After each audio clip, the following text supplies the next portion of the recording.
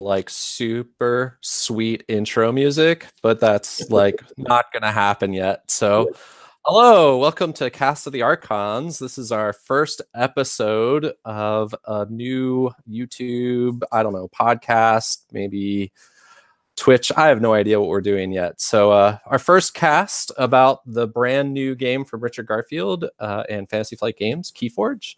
My name is Patrick, and I'm here with Chris. Chris, say hi. How's it going, everybody? Me and Chris have known each other for a while through other games, and I've kind of been, I don't know, podcast jealous of you being on other casts and me not really having a chance to be on something with you because I'm on some comic book and movie and Star Trek casts, and you're on lots of gaming casts. So I'm kind of excited to finally do something with you. Yeah, cool. I'm happy to be on with you, and good to be able to collaborate on this. It should be a fun project. Yeah, this should be real interesting. So, welcome. Just so you know, let's start with introduction. So, Chris, why don't you go ahead and introduce yourself and talk about your background in gaming and why I would reach out to you to do something about a KeyForge podcast? Sure. I've been playing card games for pretty much 20 years or so now. I started with the Decipher Star Wars CCG card game, which actually I never gave up. It had a long run and then That's died. old school. It is old school. And then had a players committee that revitalized the game, and I actually am still a part of that as well. But in the interim time, in the last 20 years, I've played all number of various card games, basically everything except for Magic. I do follow Magic and enjoy watching it, but never really had the budget for it. So you never really played Magic, or you played it just? I know how to play it. I can play it comfortably, but I never had a chance to get into it financially, and just never really seemed like the right fit for me as a game. So you've basically always been playing the marginal deck building games. Really true. It's really true. You know, Star Wars, and then from there I played a card game made by Alderac called Warlord for a while. That was it's a D20 based just kind of a dungeon crawl battling card game, and then from there went on to Game of Thrones, which has been my main game for since 2011 or so. And you're pretty competitive in Game of Thrones, so I mean, you do well. You place, right? I'd like to think I do all right for myself. I do hold a card design for that game, which Fantasy Flight gives to winners of its big events for the 2016 North American Continental Championship. And yeah, it's definitely the game that really scratches that hardcore competitive itch for me, and sort of the spike, if you will, to use the Magic psychographic terms. Cool. Awesome. Well, I don't want to bore people too much with games that we love that aren't KeyForge. For sure. So I'm Patrick, and my background, my hope is that Chris can kind of talk more about gameplay and the game, and then my background is a little bit more now, at least in the business side of things, because I run a local game store here in the Washington State area, and I am just really involved in the industry in different ways. I've play tested for a lot of games. I did even some development on Dice Masters and some other games. So I'm kind of more on the back end side of things. So I think that between the two of us, we can give a kind of some different perspectives on different topics. And then my hope is that over time, maybe we even have some guests and other hosts that can add to those viewpoints. But I wanted to get started with the launch of the game. So here we are. My background in gaming is I started playing Magic, I guess. Well, I played 40K when I was like a kid, though not by anything really like the rules. Like we didn't know what we were doing. It was basically organized army men. And then played some RPGs, and then eventually stumbled into Magic. Really, actually, just as beta had sold out is the best way to put it. Perfect time. And yeah, exactly. A friend of mine, I got a few beta cards actually, but not many. And then when Revised hit is when I really got into Magic. So I was there for the big launch in the beginning when everybody was like building gigantic decks and nobody knew you could only like limit to 4 cards, or that it was smart to build 60 card decks or anything like that. So, and like Black Knight was protected from Wrath of God, et cetera, et cetera. We didn't know what we were doing. And so I'm kind of enjoying how KeyForge is throwing me back into that unexplored territory. I think that for every, I'm hoping in future episodes, me and you can get a little bit more into strategy. And I'm sure that we're going to, like 5 years later, look back at some of the things we say and be completely wrong. And that's kind of cool. I think that's a really fun and exciting place to be with a game, because that's where Magic was at one time, believe it or not. And so I'm kind of excited to, explore this game. So that's kind of my background. Let me explain a little bit about this particular cast. So we are purposely, maybe due to budget and time constraints. As I mentioned, I run a business. Chris is really busy. He's on like a lot of casts, actually.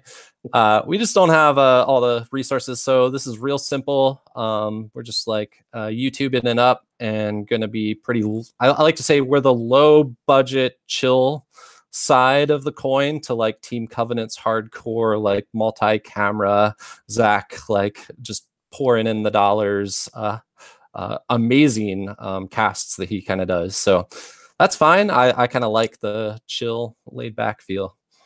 Yeah, they do that sort of thing for a living, and we don't. So that's okay. We all have our different focuses, and they do a great job at what they do. Their production values on their casts are amazing. So we're not gonna try and aspire to be that, but I'm pretty happy to be on. And like you said, I think it's really interesting because this is the first game really that I've had a chance to experience as an adult, at least, where I'm in on the ground floor of the game, because Warlord was already going when I was playing it. Star Wars, I guess I was sort of on the ground floor, but I was also like 15-ish years old, and so I played Star Wars CCG at that time in the way that you played Warhammer when you played, which is like, oh, cool, I have Luke Skywalker. There's no rules, text, or anything associated. And there's a lot of words at the bottom of the card. Let's not worry about those.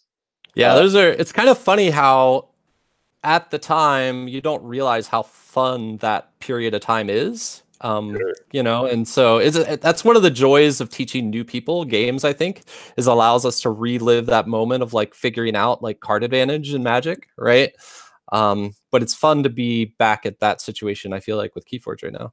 Yeah, and like I said, for me, it's basically the first time that I've really felt that that excitement where the community is kind of built from scratch and is growing much faster than I think anybody really expected, and it's been really interesting to watch that evolve.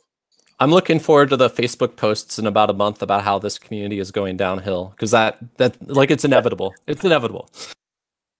People were so nice when we first started, and now blah blah blah. It'll happen. Just you'll see. True. It's true. So yeah, our hope is to be kind of a real friendly, inclusive, welcoming. I'm hoping to do some topics over the first few episodes that are really new, even card game player friendly, cross strategy, to bring people up to speed, and just kind of be a chill place to talk KeyForge. So with that, we're going to dive into a few topics that we thought we would cover. Oh, I'm also hoping to keep things kind of brief. I'm on a couple other casts where we like discuss like entire Star Trek episodes, Discovery and stuff, and those go like 3 or 4 hours. Our hope is to keep this a little bit more limited to about an hour at most. So cool. So Chris, what was your first like actual touching experience with KeyForge? When did you get your hands on some cards? Well, I was at Gen Con, but the demo lines at Gen Con were pretty crazy. And in a convention setting like that, especially at Gen Con itself, where they're trying to bang out demos so fast, you're not able to really get the full experience. And I didn't have a chance to sit down with the game. I watched somebody doing a demo for a little bit, but I was busy, and they were still feeling out how a demo should look. And so I wasn't super impressed when I saw it the first time, to be honest with you. It felt a little simplistic. And let me stop you right there. Why Why did you feel like it wasn't impressive at first? Because this is something I've been hearing a lot. There have been several people who played 1 or 2 games at KeyForge and were like, blah. And then they played 3 or 4 or 5, and suddenly something clicked. What clicked? Sure, absolutely. I think when I saw it at Gen Con, I didn't really have, like I said, I was watching somebody else do it, so I wasn't fully engaged in the first place. I would say, secondly, I was kind of pre. I was prepared myself to not like it. It looked like kind of a strange concept, and nobody really understood this. Like, well, if there's unique decks, what is that going to mean? How are they going to look? How are they going to play against each other? That doesn't make sense to me. You know, it's such a brand new thing for the industry that it's so hard to conceptualize. And so I had a lot of concerns on a balance level and on a complexity level, and so for me that was where it started with the kind of less than favorable impressions. Makes sense. Makes sense. I've also heard some people, I think the art is a little off for some people. I think the art was a little off even for me at first, but the more I've been looking at it, the more I actually like it.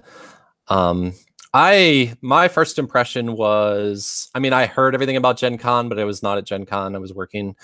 Um, but my first touch was at PAX. My store demoed it at PAX West, and so I was super excited to get a hold of some decks. I emailed FFG and begged them to bring a few decks for us to be able to demo at PAX, and they came through. And so it was. I knew it was good a couple of times. There were a couple of things that happened when I was playing it, and I realized there was no resource that was really catchy to me. The second thing that was really catchy to me was I noticed that the people who were demoing copies of the game were getting really attached to specific decks, because you know that there's only one copy in existence of that deck. And so what happens is, as these demo people, you know, that they didn't own these decks, right? They were just using the decks to walk around and demo. Were realizing that was like sinking in. They were like, I really love this deck. Like, I don't want to give it up. It's like my deck. So that told me, whoa, we're on for something. And then the third moment that really keyed off to me was I was demoing it to somebody, and somebody else was walking near us and said, "Is that KeyForge?" And I was like, "Yeah, it's KeyForge. It's the new Trigger I Feel game." And they're like, "Oh, that's stupid. I don't get the point of that. You can't build decks. Like, the whole point is building decks. What a dumb game." And I was like, "Well, I've been talking to people. What's really interesting," I said to them, "is that I found there's a lot of people who are really curious about Magic and games like Magic, but they're too scared to jump in and actually play because of the deck building. They find the deck building really heavy. I got into Magic at the very beginning, and I have learned things progressively as Magic has gotten more complex and changed things. In some ways, gotten simpler. And I know, like, if you're talking about what, you know, a Sengir vampire does, I know what that does intrinsically because I've just been around Magic for so long. But for new people, that is the weight of all of those cards and building decks. And a lot of people don't understand that there's different formats and that kind of thing, as people who are not into Magic yet. And so that weight weighs on them. And so I kind of explained that, not in so many words, to this person. Like, I think there's just an accessibility issue with deck building. And right behind that person were 2 other people in line who were just like, "Yeah, totally. Like, that's like, what is this game? Like, that is my problem with Magic, is I'm like too scared of deck building. I'm scared I'll do it wrong, or I'm scared that like it's just too many cards to learn. Like, it's just too much." And when they jumped in, that's when I knew, okay, FFG really has something here. So yeah, pretty excited about it. What do you think about their rollout? FFG, me and you have been together through a few of Fantasy Flight's rollouts. What do you think about how they rolled out KeyForge at Gen Con? I don't remember hearing a single word about it before Gen Con. No, yeah, they definitely kept it really close to their chest, and then just kind of sprung it on people, and it seemed like kind of the big surprise that came out of Gen Con this year. Which, you know, there's always one game where people are like, ooh, I know a couple of years ago it was Captain Sonar that everybody was really hot on, that it was like a kind of a unique experience, and this felt kind of similar to that, where it's, you know, ooh, you got to try KeyForge. That's a new thing, and it's a new concept, and I thought that they did a decent job. Like I said, Gen Con's not necessarily the ideal experience for me for immersing myself in a new game like that, just because I have kind of an agenda and a schedule when I'm there. And I think a lot of people do. They go for a specific thing. They're not just there to hang out and play games. But if you are there to hang out and play games and you just walk around the floor and demo, like that's a great way to experience Gen Con too. It's just not one that I've ever had opportunities to do. And so I think they did a fine job. It was on their booth, and they had a good number of demo tables set out for it. And then it kind of did the usual kind of like fading a little bit into people's memories, like, oh, I think they said something about that.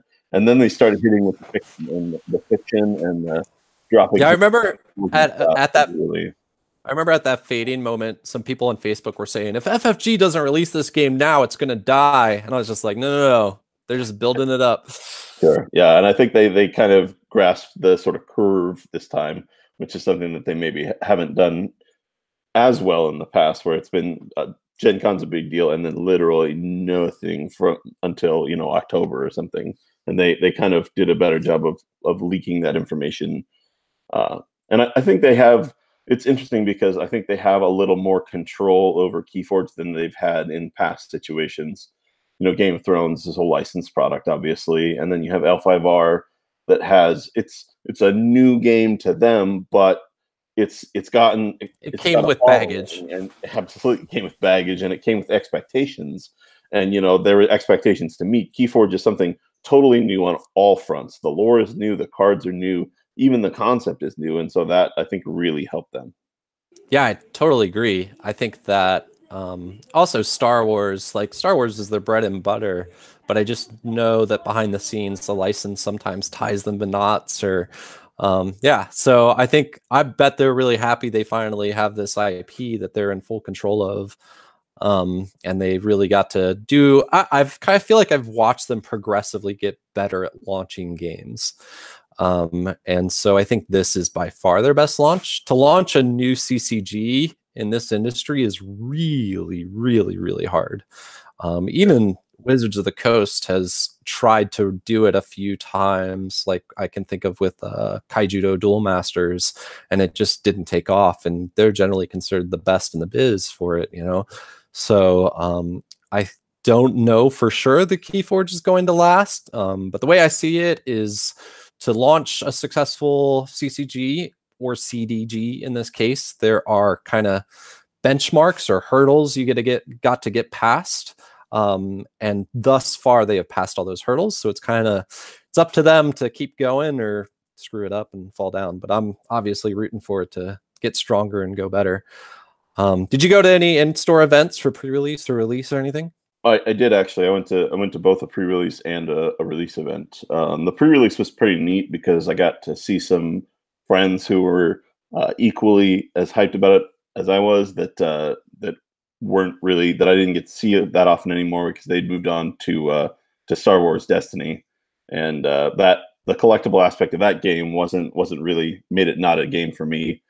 Um, but then being able to get together with some old friends of mine, one of them has a KeyForge card named after him, Old Bruno, and one That's who awesome. runs another KeyForge podcast. I don't remember the name of it right now, but Tiny Grimes is a good friend of mine, and I don't get to see him a whole lot because he's busy with Destiny. But now they're both into KeyForge too, and we went up to the Realm up in Brea, California.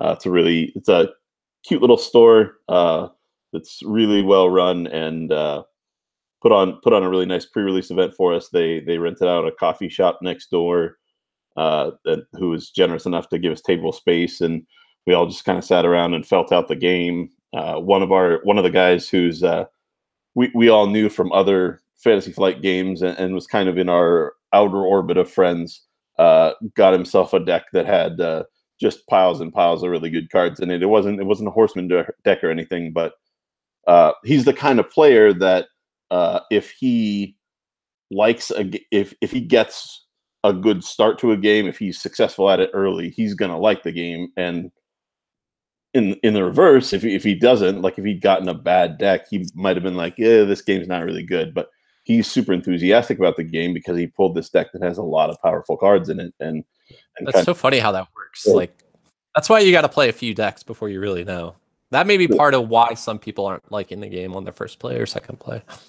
Yeah, I think that's absolutely the case. I've talked to several people who got a couple bum decks to start and were like, ooh, wait, maybe it's not the game for me. And there's probably a deck out there that you will like. You just have to find it. And for some people, it's not worth the time or the money to do that. But I would encourage anyone who's on the fence to keep buying, maybe, not infinite decks, but like get 6 or 8 at least, and just give them a shot and see what parts of them you like, and then maybe go target a deck that you see out there.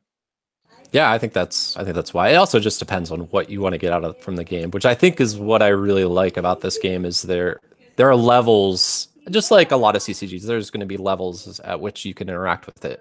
One of the things that you stepped on or touched on right there that I saw also in my shops that I thought was amazing was how many people from different games were playing KeyForge. In other words, I had Magic players and miniatures players, like especially some Kill Team players and some Fantasy Flight Games players, so like Thrones, Netrunner, that kind of crowd, Destiny. We had like players from all these different backgrounds who were playing the game. And that is really, really rare. I don't know that I've ever seen. There are a few more open-minded, I would say, Magic players that I see around our stores that play some other games, but the vast majority just stay in their lane of Magic.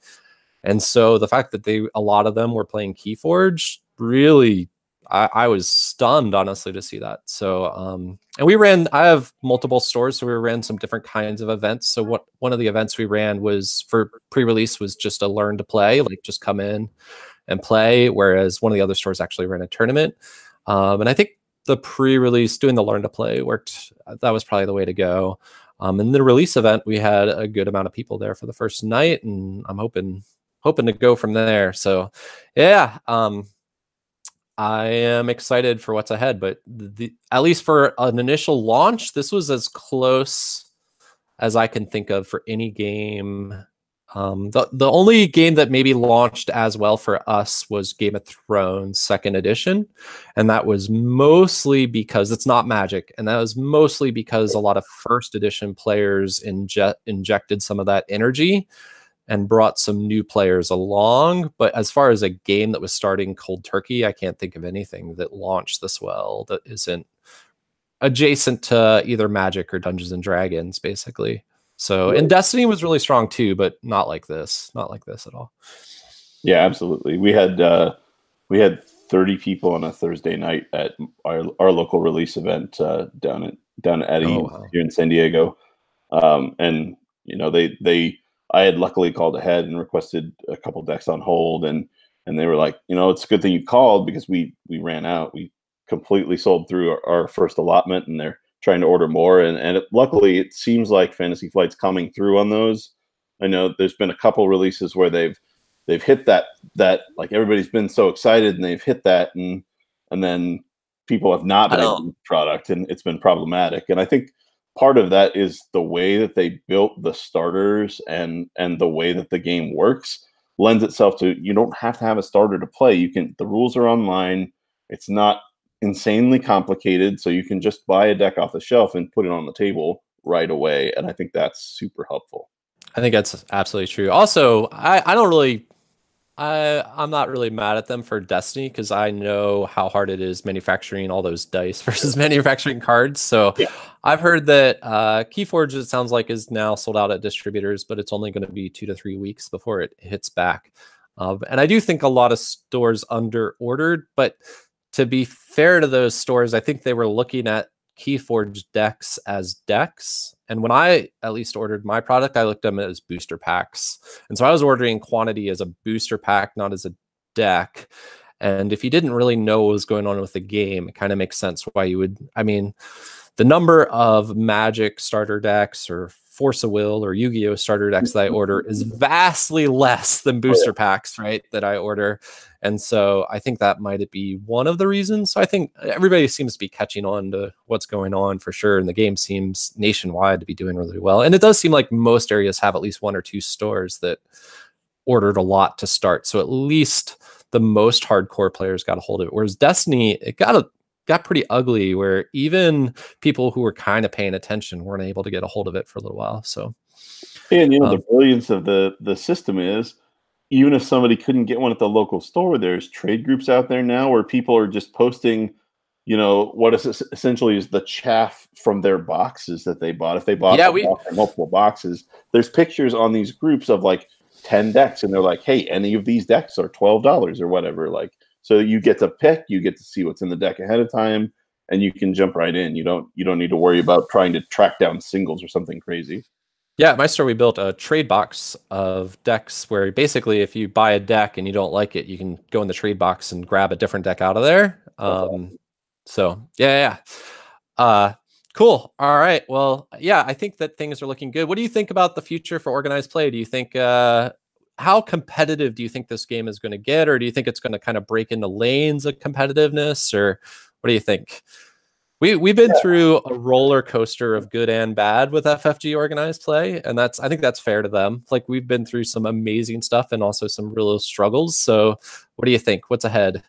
Yeah, I think it's going to be very interesting to see how they treat the game, because I'm not necessarily sure that they even expected the sort of success they'd had. There's something like 100,000 decks registered on the app already. And that's got to be like a small fraction of the player base, because the app isn't necessarily ubiquitous. Like, you don't automatically get the app when you buy it. And I haven't registered a single deck yet. Neither I haven't mostly because I'm not sure what to do between me and my wife, because I might just kind of see which decks she gets attached to and which decks I get attached to, and then and I'm the same way. I have 3 or 4 decks that I've been playing, but I haven't registered any of them.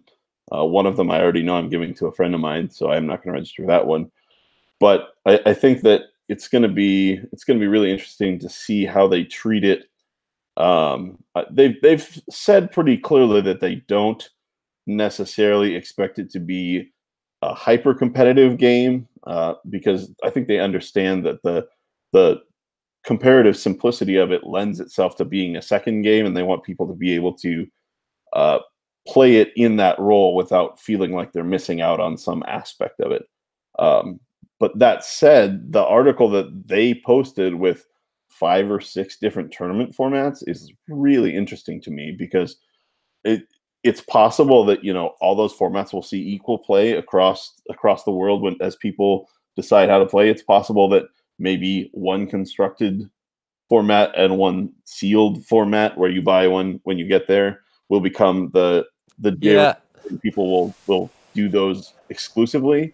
I'm really curious. I don't think games are very good at supporting more than 3 at most kind of formats. I think that any game kind of struggles, partially just because everybody enjoys kind of game theory, and like thinking through what they're going to do. And so I just think that as conversations generally lend themselves, like I noticed this even in Warhammer, where even people who play casually pay attention to like competitive rules and competitive strategies and stuff like that.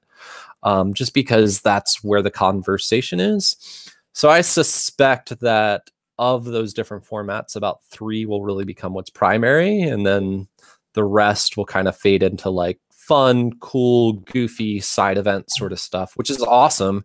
And I remember with Magic, like we didn't discover sealed until at least where I lived, which was on the East Coast in Baltimore.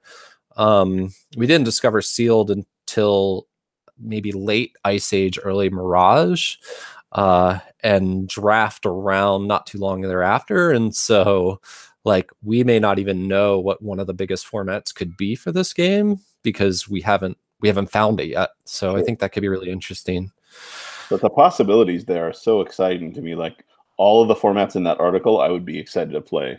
And some of them, you look at them inherently and you're like, that would be a cool format to play once, but probably isn't going to be practical long term. Like the format where you each bring 3 decks and you have to win with all of them. I played a couple best 2 out of 3s, and it takes a long time. Like, Yeah. it's not. I think the game is like maybe 5 or 10 minutes longer than they wanted or expected. Yeah. And so I think that format probably is not one that will lend itself well to tournaments, because you're matched up 3 decks. That could be up to like what, 6 games or something if you have to play. I see that as the biggest challenge this game has actually over Magic and some of those other games, is that its length is closer to like Netrunner or Game of Thrones, not quite to that level, but it's longer, not shorter like Destiny or Magic, really. So Right, yeah.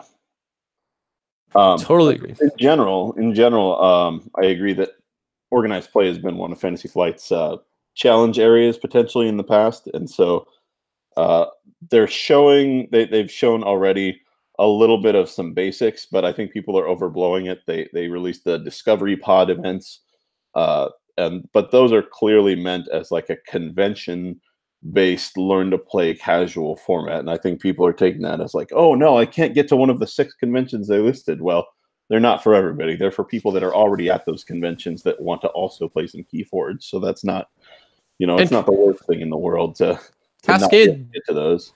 Cascade announced some more competitive events later on in the year too, I think. So I did that. That's cool.